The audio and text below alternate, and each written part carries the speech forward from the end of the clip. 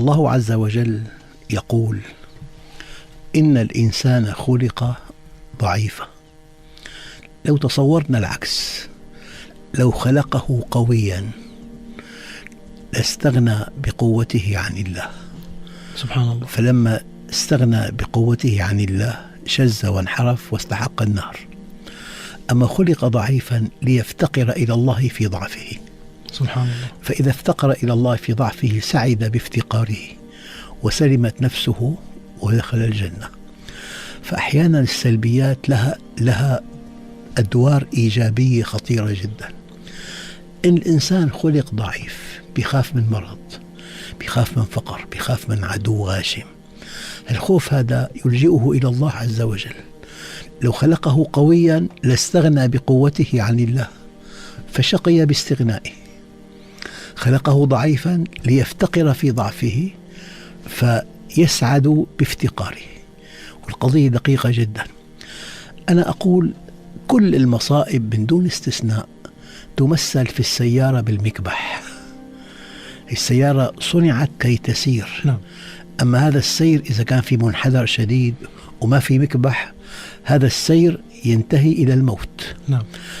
فالمصائب تشبه المكبح، ولحكمة بالغة، ولكن لا بد من شرح. الحقيقة أنه المصائب أنواع. النوع الأول الراقي مصائب الأنبياء. هذه المصائب مصائب كشف. هذا النبي عنده كمالات وعنده رقي نفسي وعنده رحمة بقلبه وعنده عدل مطلق. الكمالات الراقية جدا هذه لا تظهر بالأحوال العادية، تظهر في الأزمات.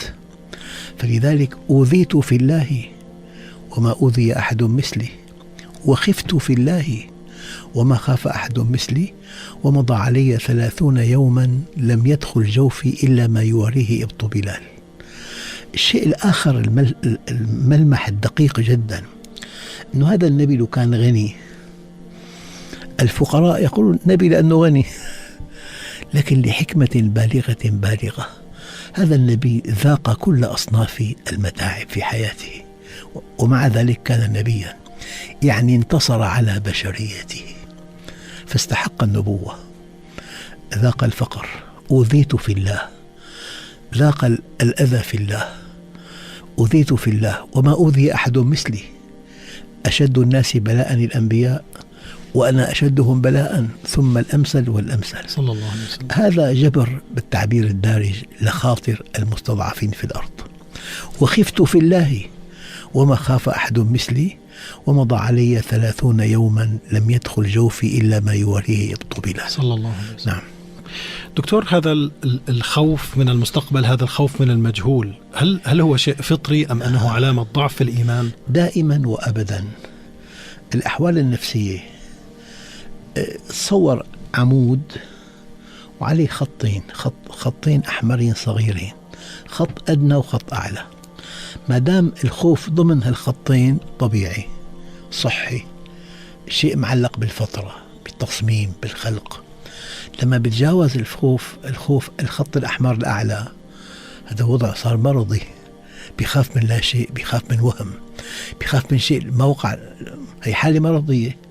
ولما ما بيخاف بيكون أحمق. الحقيقة أنه عظمة هذا الدين وكلمة دقيقة جدا. نعم. هذا الدين متطابق تطابقا تاما، نعم، مع الفطرة. أي أمر أمرك الله به إذا طبقته تسعد بتطبيقه، وأي نهي نهاك الله عنه إن تركته تسعد بتركه. نعم. لذلك ما من شيء أمرك الله به إلا فطرك عليه، فأقم وجهك للدين حنيفا فطرة الله التي فطر الناس عليها. إذا إنسان، يعني جيب أنا مثل دقيق جدا. أمه طلبت منه 1:01 ليلا أن يأتيها بدواء من الصيدلية، فإذا قال لها الصيدليات مغلقة يا أمي، فسكتت، وهو يعلم أن هناك صيدلية تفتح أبوابها للمضطرين. هو لا ينام مرتاحا إطلاقا. يعني كذب عليها، أو هي تعلم الحقيقة لكن ما أحبت أن تحرجه. لو انطلق 1:00 ليلا إلى عدة صيدليات مناوبة والدواء غير موجود، بيرجع مرتاح، وبالحالتين الدواء ما أخذته. نعم. النفس دقيقة جدا. الإنسان لما بينحرف بحس بنغزة، بحس بتأنيب. ما دام عنده القلب، هي نعمة كبيرة كثير. اللي عنده مجال يحاسب نفسه دائما هو في بحر الأمان. جميل. أما الشيء الخطير أنه يرتكب أكبر الأخطاء، لك ماذا فعلنا؟ ران على قلوبهم ما كانوا يكسبون. النبي الكريم من مسلمات العقيدة أنه لا يعلم الغيب. الدليل: قل لا أعلم الغيب، وهو النبي وهو سيد الخلق، إلا أن الله أطلعه على ما سيكون. فكل أحاديث النبي عن قيام الساعة وعن أشراط الساعة وعن المستقبل، هذا ليس من علم النبي، من إعلام الله له، وحي من الله. أبدا. بدأ الإسلام غريبا وسيعود كما بدأ، فطوبى للغرباء، أناس صالحون في قوم سوء كثير. يوم يذوب قلب المؤمن في جوفه مما يرى ولا يستطيع أن يغير. إن تكلم قتلوه وإن سكت استباحوه. موت كعقاص الغنم، لا يدري القاتل لما يقتل ولا المقتول فيما قتل. هي كلها من أشراط الساعة. يعني يكون أسعد الناس في الدنيا لكع ابن لكع، إنسان لا قدم شيء بس معه مال وفير. فأكثر أشراط الساعة الصغرى وقعت. دكتورنا، إذن الخوف الذي يمكن أن ينتاب الإنسان، خوفه على رزقه، خوفه على أيامه، خوفه على صحته، حالة صحية. نعم. خوف يعني فطري. خلق الإنسان ضعيفا. نعم. هذا الضعف باعث له على الحركة والعمل. جميل جميل. أما إذا كان بلغ حد أعلى بيكون صار حالة مرضية. نعم. الحديث هو أثر قدسي. أثر قدسي يعني معزو إلى الله عز وجل. نعم.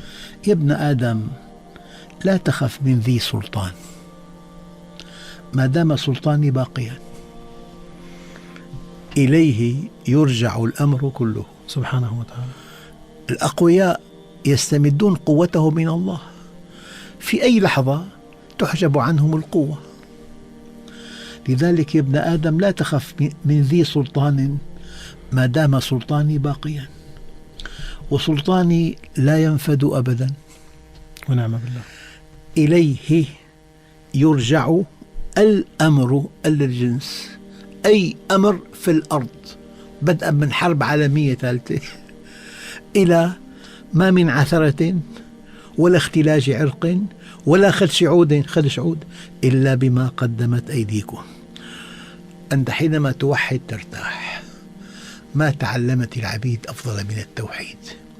أنت حينما ترى أنه لا معطية ولا مانعة ولا خافضة ولا رافعة ولا معزة ولا مذلة ولا مغني إلا الله، جمعت كل علاقاتك مع جهة واحدة، الله. ومن جعل الهموم هما واحدا كفاه الله الهموم كلها. في رئيس إلك بالدائرة ظالم، نعم، وفي زوجة متعبة، وفي حرفة قاسية، وفي دخل قليل. من جعل الهموم هما واحدا كفاه الله الهموم كلها. إن ابن آدم اطلبني تجدني، فإذا وجدتني وجدت كل شيء، وإن فتك فاتك كل شيء، وأنا أحب إليك من كل شيء. ما من مخلوق يعتصم بي من دون خلقي فتكيده أهل السماوات والأرض إلا جعلت له من بين ذلك مخرجا. وما من مخلوق يعتصم بمخلوق دوني أعرف ذلك من نيته إلا جعلت الأرض هويا تحت قدميه وقطعت أسباب السماء بين يديه. والآن أنا مضطر، جاء السياق يقتضي ذلك. نعم. في عنا الشرك الخفي، يعني الشرك الجلي انتهى مع مجيء سيدنا محمد والرسالة والقرآن. شرك جلي ما في، نحن ما في عنا بديننا إله مثل بوذا يعبد. الشرك الجلي انتهى. أما أخوف ما أخاف على أمتي الشرك الخفي. أما إني لست أقول إنكم تعبدون صنما ولا حجرا، ولكن شهوة خفية، أعمال لغير الله. يعني بيكون معك شريك، والشريك واثق منك وأنت معك الحسابات، ممكن تسحب مبالغ طائلة دون أن يشعر، ولا يشعر بذلك، ما يراقبك. أخي الكريم، حينما يغفل الإنسان عن مراقبة الله له انتهى. بجيب أنا مثلين بسيطين. أنت راكب سيارتك ماشي بالطريق والإشارة حمراء أو في كاميرا، ما بتفرق، قديما إشارة حمراء، الآن في كاميرا. نعم. لماذا تقف؟ لأنك موقن يقينا قطعيا أن واضع نظام السير وزير الداخلية علمه بالمخالفة يطولك وقدرته تطولك، لا يمكن أن تعصيه. بالحياة المدنية القرآن، الله الذي خلق 7 سماوات ومن الأرض مثلهن يتنزل الأمر بينهن لتعلموا. حيتلخص الدين كله أن الله على كل شيء قدير، وأن الله قد أحاط بكل شيء علما. علمه يطولك وقدرته تطولك. هلأ يطولك كيف؟ يعني أحيانا نقطة دم لا ترى بالعين إلا بالمجهر تتجمد في أحد شرايين الدماغ، الشرينات، بمكان فقد ذاكرة، ما بيعرف ابنه.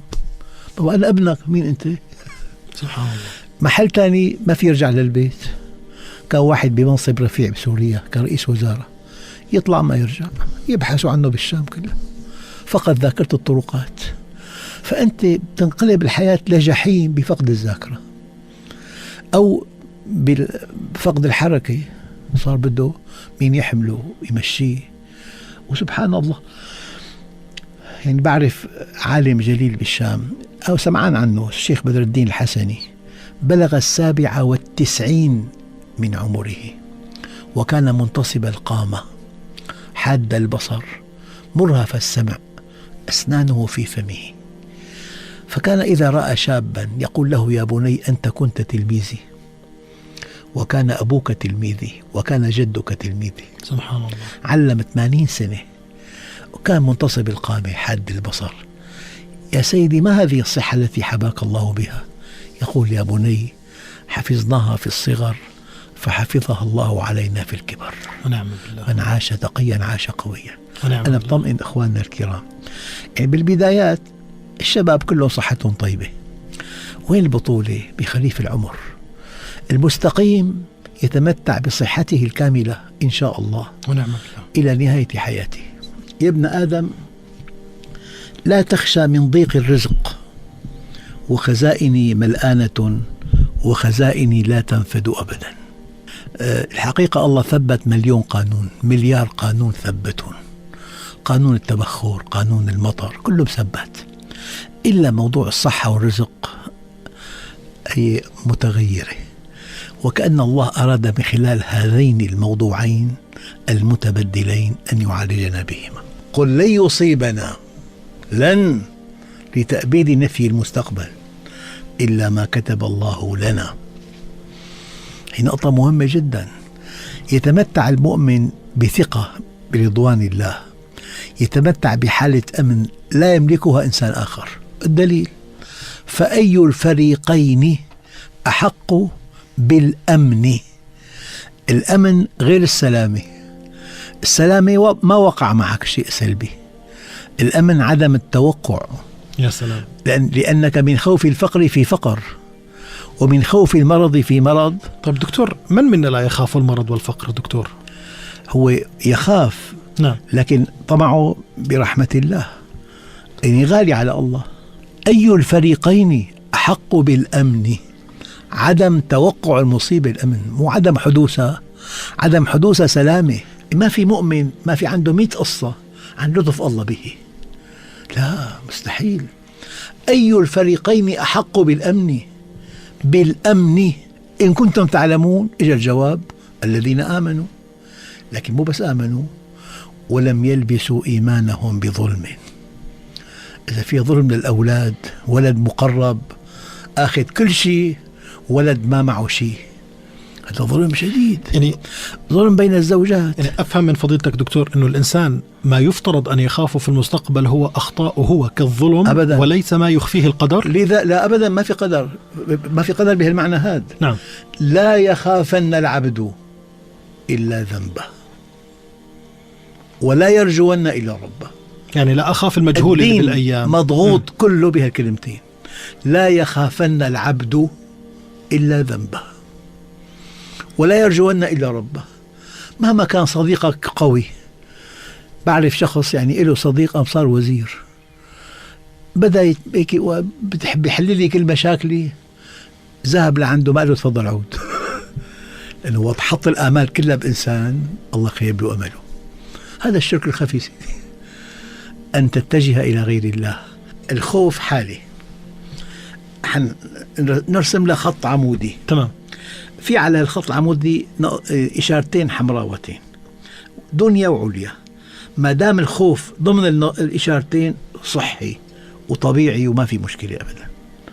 لكن لما بيتجاوز الخوف الخط الأعلى وسوسة. متى أعرف دكتور أنني خرجت من خانة الخوف الفطري إلى الخوف الذي يتنافى مع صدق الإيمان؟ يعني أنت وقت الله يعدك بالرحمة بالدنيا، نعم. وما بتصدقه بتخاف، في مشكلة. نعم. دكتورة مثلا كان دخلي 100 دينار في الشهر، لما فصلت من عملي صرت أقتر في النفقة خوفا من أن تقل، هذا أيضا مقبول طبعا. لكن لما أوصل مرحلة أني أقبل مثلا عمل بالحرام خوفا من الجوع، هنا يتنافى مع الإيمان. أعوذ بالله.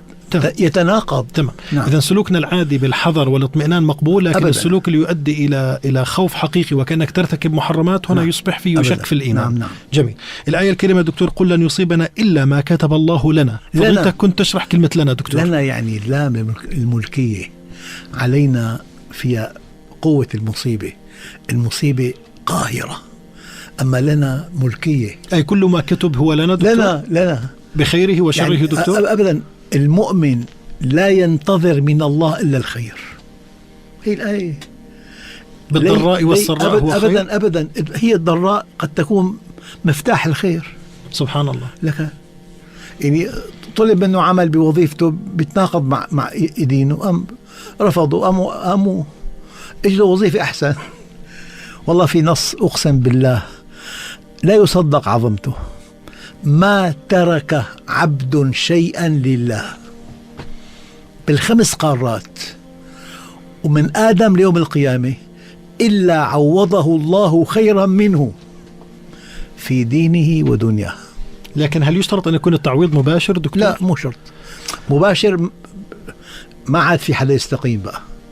إذا مباشر بينصف بالدور مليون شخص ما فيهم دين، بدون مصاري، دون يقين طبعا. فقط ينتظرون المكافأة. بيجي الله يعني بيأخر المكافأة.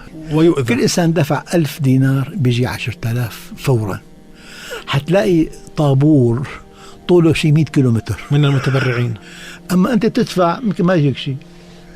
تأخر في حكمة بالغة. طب كيف يؤمن الإنسان دكتور إذا لم يرى أثر هذه الوعود في هذه الدنيا؟ بده يصبر باليقين والصبر. في عندك نص قرآني إذا ما تحقق في حكمة بالغة، إنسان بيآمن يا بحكمة الله، وإذا ما لقاها بيآمن فيها هي غايبة عنه، يشعرها بقلبه دكتور. نعم. يلقي الله في روعه. إذا واحد مثلا إجا من أب فقير، درس ما في دخل تاني غير الدراسة. نعم. أخذ دكتوراه، طبيب باختصاص نادر، جاء دخل كبير، اشترى بيت وسيارة وخدم أمه وأبوه ورعاهم، تألق مذهل. شو دافعه كان للدراسة؟ ليش أيام ابن الغني ما بيدرس؟ كل شيء أمامه مأمن، بيموت الأب انتهى كل شيء. لا يوجد دافع أبدا. طيب دكتور، إذا أنا قمت بعمل صالح دكتور يفترض أن أكافأ، إذا ربنا قدر ألا أكافأ الآن أو لا أكافأ، هل سيلقي الله في روعي في قلبي إحساس أنه هذا العمل قبل إذا لم يكن له علامة لقبوله دكتور؟ أنا بقول كلمة دقيقة، يعني أنا بس حابدأ من مثل بسيط. إجا ابنك آخر السنة معه الجلاء، أخذ 10 وثناء على أخلاقه، نعم. ما بتقبله؟ يكافئ. ما بتاخذ دراجة، شيء طبيعي. الله هو رب الأرباب، هو الحكيم. كل ما الإنسان بيقرب منه خطوة بيجي من الله خطوات نحوه. جميل جميل. خطوة تجي خطوات. دكتور، جزء من الخوف المرتبط في ملف المستقبل وفي ملف المجهول إنه هل أنا قبلت أم لم أقبل عند الله؟ يعني مرات الإنسان دكتور يعمل عمل لا يحس مثلا بالتوفيق، يعني هو عمله بنية إنه ربنا يوفق ولا يوفق، يخشى من إنه هل قبل أم لم يقبل. هذا المجهول هو دكتور المؤمن واثق من الله. كيف نتعامل معه؟ هو بيعامل الله مو ليأخذ نتيجة بالدنيا. نعم. بالأساس سيدي نقطة الخطأ الكبير لما إنسان بيتوهم الدنيا دار جزاء بيكون غلطان. نعم. هي بالأصل دار عمل، لكن ربنا لحكمة بالغة بالغة بالغة يكافئ بعض المحسنين في الدنيا تشجيعا للباقين. جميل. ويعاقب بعض المسيئين ردعا للباقين. جميل. أما هو الأساس نحن في دار عمل والآخرة دار عطاء. نعم. دار جزاء. نعم نعم. هذه الملفات المرتبطة دكتور بقدرتنا على استمرار الحياة، كالرزق دكتور، كالصحة والعافية، كالأمان، هل الخوف من غيابها مقبول دكتور ولا يعتبر قلة يقين؟ هذه اليوميات التي نحتاجها. كان القلق بحده الطبيعي، نعود لنفس القاعدة ضمن نقطتين. نعم. كل إنسان بقلق. نعم. أيام. خفتوا في الله، النبي قال. نعم. النبي قال خفتوا في الله. نعم نعم. جميل. أما الإنسان دكتور لو مثلا كان يخشى المرض، لو كان يخشى عصى الله مشان يكسب كسب حرام، هنا المشكلة. نعم. أما لو كان يخشى المرض صار يهتم بصحته بزيادة، هذا يعد خوف طبيعي. وهو صحي الخوف هذا. جميل. وباعث جميل. على العناية بالصحة. جميل جدا. الاستخارة أن يصلي الإنسان ركعتين ويسأل الله تعالى الذي يعلم الغيبة بما فيه من خير وشر أنه يعين ربنا على الإنسان. هل صلاة الاستخارة يمكن أن تكون علاج لهذا الخوف من المجهول في المستقبل؟ لا دكتور؟ لا، هو موضوع تاني. أحيانا أنت في عندك شيئين. نعم. وظيفة أعلى من وظيفتك، دخل أكبر، لكن يبدو فيها مزالق أكثر من وظيفتك. نعم. تحتار، أقبل بالوظيفة ذات الدخل الأدنى مع سلامة إيماني واستقامتي لما أطلب الأعلى. هون أنت شعرت بقلق واحترت في ماذا تفعل. هون تأتي الاستخارة. نعم. الاستخارة كل ما يقال عن الجواب الإلهي إنه بيفتح المصحف لا على التعيين، كله ما له أصل. إن كان في هذا الأمر صلاح لي في ديني ودنياي وعاقبة أمري فيسره لي. يسره لي معناها التيسير وحده هو الرد الإلهي، والتعسير رد سلبي. إذا دكتور يصلي الإنسان الاستخارة. نعم. ويأخذ بما يظن فيه صالحه ويسير. نعم. يا رب أنا هذا الأمر تمام، إن كان في خير في ديني ودنياي وعاقبة أمري فاقدره لي ويسره لي. إن كان في شر في ديني ودنياي وعاقبة أمري فاصرفه عني الملمح الدقيق واصرفني عنه، أي قلبي، أي ما أتعلق فيه. جميل جميل جميل جدا. إذا أنت بتصلي استخارة وتسير فيما ترى فيه الصواب. نعم. إذا ربنا تمم جهدك بالتيسير معناته الجواب نعم. هذا الجواب. إذا أغلقت من الله تبارك يعني وتعالى الجواب لا. نعم. جميل جميل. هل صلاة الاستخارة دكتور يمكن أن تكون سكن للنفس من قضية الخوف من المجهول الموجود في المستقبل؟ طبعا إنه المؤمن مستسلم لله عز وجل. جميل. يا رب أنا لا أعلم أنت تعلم. إن كان الأمر لصالح ديني ودنياي وآخرتي نعم يسره لي. نعم. فإذا ما تيسر بيكون الله يعلم الناحية السلبية بالأمر. نعم.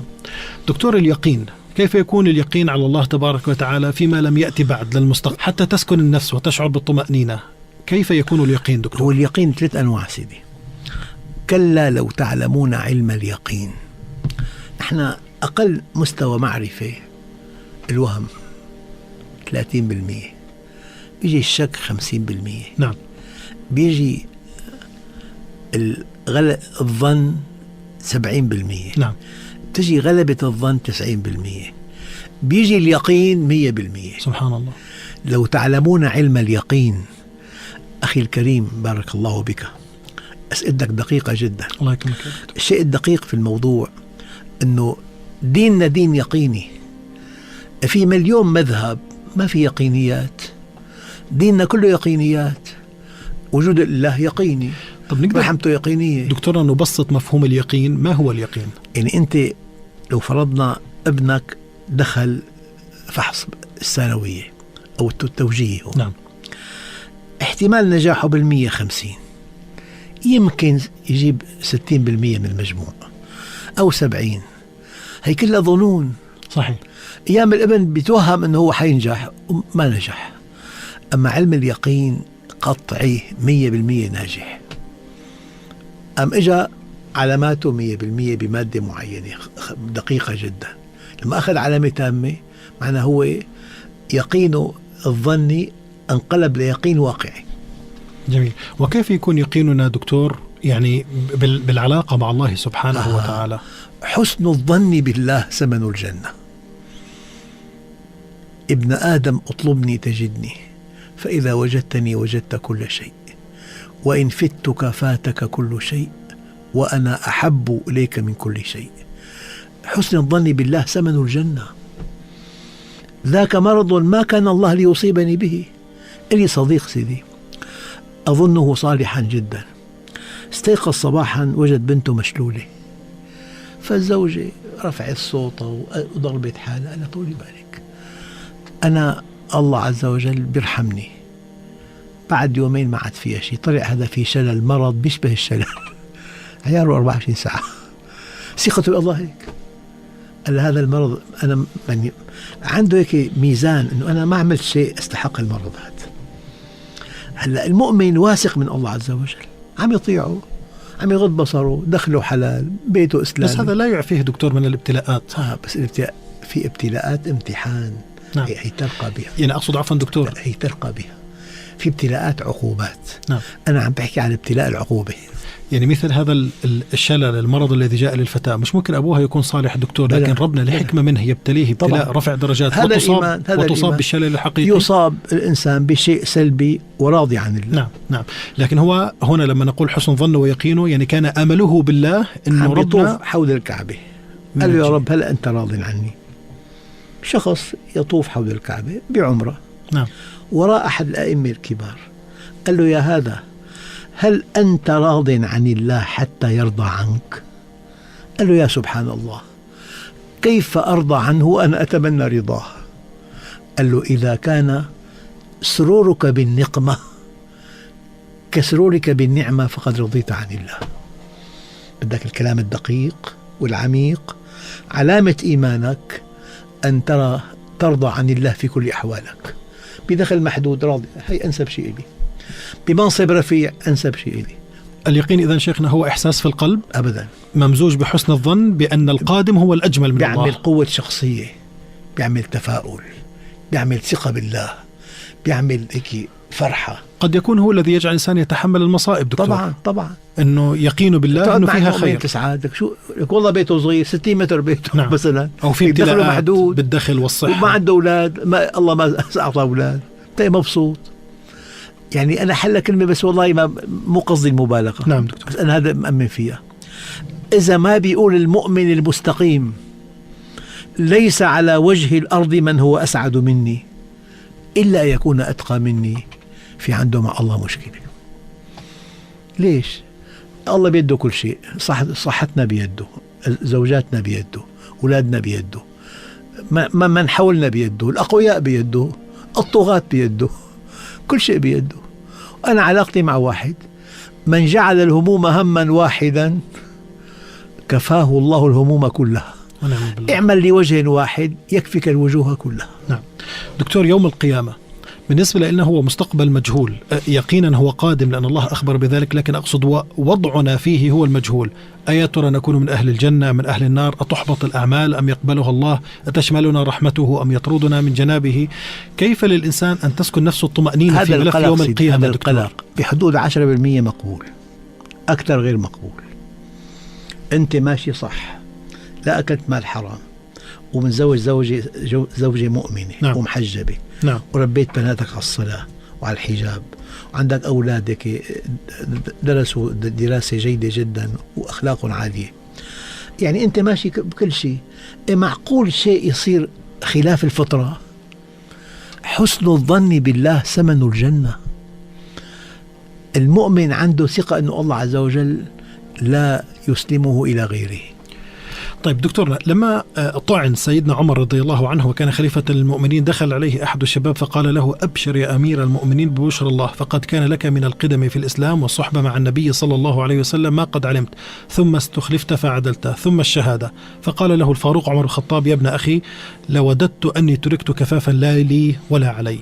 يخشى من القادم دكتور سيدنا عمر كان. سيدي هذا من التوحيد العالي جدا، التوحيد والتواضع. الإنسان كل ما ارتقى عند الله ما بيحجز لحاله مكانة معينة، يعيش بالرجاء. يعني عفوا، النبي الكريم زار أحد أصحابه وقد توفاه الله، أبو السائب. نعم. سمع امرأة تقول: هنيئا لك أبا السائب، لقد أكرمك الله. النبي نبي، لو سكت كان كلامه صحيح عليه الصلاة والسلام. قال له: ومن أدراك أن الله أكرمه؟ مو من أخلاق المؤمن أن يحكم على المستقبل يقينا، يحكم على المستقبل رجاء بس. نعم نعم. ألا أولي أرجو الله أن يكرمه. جميل. وأنا نبي مرسل لا أدري ما يفعل بي ولا بكم. هذا مقام المؤمن، لما بده يحكم بالمستقبل قطعا صار إله. نعم. دكتورنا، خوف الإنسان من بعض القضايا التي ينتظرها في المستقبل، مثلا المريض اللي عمل فحص في المختبر والنتيجة تظهر بعد 3 أيام، لا يعيش هذه 3 أيام بطمأنينة وما بينام الليل. خلق الإنسان ضعيفا لأنه بيخلق على نفس الشيء الطالب دكتور، تطلع نتائج امتحانه يجلس أسابيع من الضغط. نعم. على الأعصاب. لكن أنا بعتقد أنه هذا إيماني. المؤمن المستقيم نعم. عنده حد أدنى من اليقين الإيجابي بعده عن الخوف المرضي. نعم. في تفاؤل إيجابي يبعده عن الخوف المرضي. لما نحكي دكتورنا على المستقبل ما نعرفه نحن أن ربنا قبل أن يخلقنا يعني يعلم سبحانه وتعالى ما الذي ستؤول إليه المآل، ومتى يعيش ومتى يموت الإنسان وأين. هل المستقبل كله مكتوب مسبقا وبالتالي لا أشقى لا أتعب؟ أولا سيدي، القضاء والقدر، القضاء حكم والقدر تقدير علاج بالضبط. طبيب زار مريض رأى في معه التهاب معدي حاد. نعم. رؤيته قضاء. أمر بحمية 6 أشهر على الحليب. الأمر تبعه بالحمية قضاء وقدر. القضاء حكم معه التهاب معدي حاد. نعم. قدر له حمية كاملة. جميل. طيب دكتور، لما أنا أحكي الآن المستقبل إنه ربنا سبحانه وتعالى سمعك يقول لك هذا قضاء وقدر، صار معه حادث مثلا أو شيء معين، هل فعلا كل شيء مكتوب مسبقا؟ لا. وبالتالي لما أنا بيكون مكبح السيارة غير جيد، نعم، وبعمل حادث، هذا مو قضاء وقدر، هذا جزاء التقصير.